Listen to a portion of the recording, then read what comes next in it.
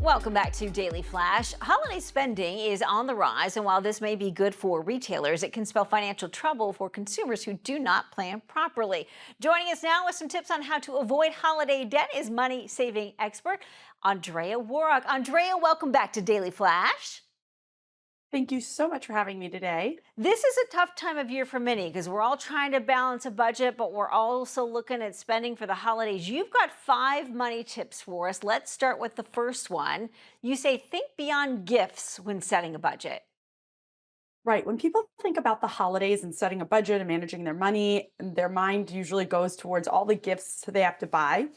But there are so many smaller expenses that can creep up this time of year. And if you don't plan for those, that's what can put you over budget and send you into debt. And this could be anything from family photos to greeting cards and the postage to send those greeting cards to loved ones. It could be extra groceries for your holiday parties, new holiday attire, maybe extra babysitting services so you could go shopping or go to your various seasonal events. And again, this just all adds up if you don't plan for it. So, a good place to start would be to look at your spending from last holiday season. You can look at your credit card statements from then, your bank statements to figure out all the different things you plan to spend, you typically spend on, and then you can adjust what maybe you don't need. And maybe this also means cutting back on gifts. Ultimately, when you do have a plan with your finances, you can use a budgeting app. I also like using a gift tracking app like Santa's Bag. This will allow you to set a budget per person, see how much you actually spend through the season to avoid going overboard. Oh, that's a great idea. You also say it's important to have the gift talk. What is the gift talk? Exactly. I mean, I think a lot of us get into traditions with family and friends. We really don't talk about how much we're spending, what we're buying, who we're buying for.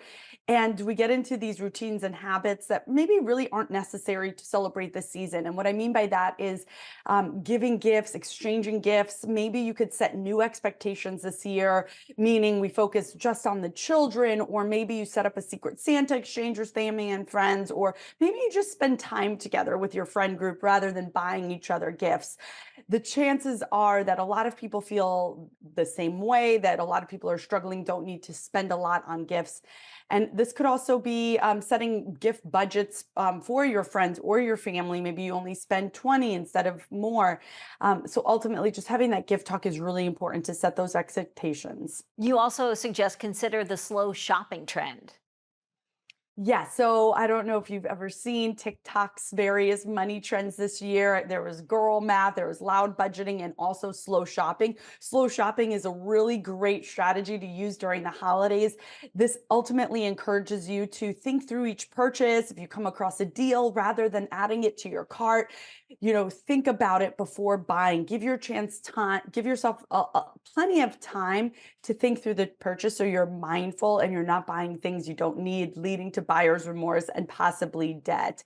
This also gives you time to look for coupons. You could go to a site like couponcabin.com, see if they have any deals that will be coming out or dropping later so that you could apply it to your cart to stack savings and get more money off your purchases. Also, maybe using Fetch Shop, which is a web extension that allows you to earn points for all your various online purchases, rack up those points, and then buy a gift for yourself or a loved one for less because you can redeem those points for gift cards. So think about that. We have about a minute left. I'm going to combine the last two. You suggest transferring credit card balances and also cashing in on clutter and unwanted gift cards. Yes, if you're going into the holiday season with debt, you don't want to dig yourself deeper into debt. So look for a balance transfer card. These offer up to 21 months with no interest piling up. So this could get you through the holiday season to avoid additional fees. And then in the new year, you could commit to a good debt repayment program and really get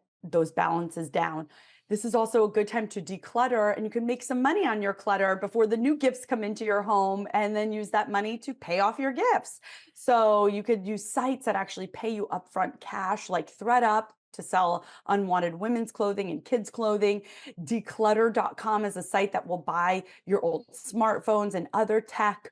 And then if you have any unwanted gift cards, you could go to cardcash.com. They'll pay you up to 92% of the value of those gift cards. I also wanted to leave you with this. If you have a credit card, make sure you're earning cash back for the stores you're planning to shop at. This could be a good time to get a new Perfect. credit card like the Target Red Card. gives you 5% off every All purchase, right. or the Bread Cashback American Express Awesome. card gives you an unlimited Andrea, 2% we're going back. to have to leave it right there. For more information, please visit AndreaWorroch.com.